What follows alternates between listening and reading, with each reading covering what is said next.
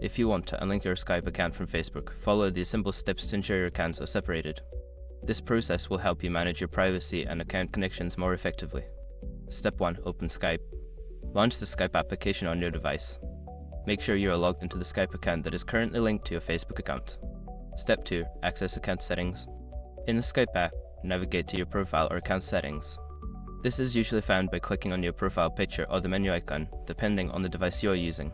Step 3. Find linked accounts. Look for a section labeled Linked Account or Connections. This section will display all the accounts that are currently linked to your Skype profile, including Facebook. Step 4. Unlink Facebook. Locate the Facebook account in the linked accounts list. There should be an option to unlink or disconnect the Facebook account. Click on this option and confirm your choice when prompted. Step 5. Verify unlinking. After unlinking, it is a good idea to verify that your Facebook account is no longer connected. You can do this by checking the linked accounts section again to ensure that Facebook is no longer listed. By following these steps, you can successfully unlink your Skype account from Facebook.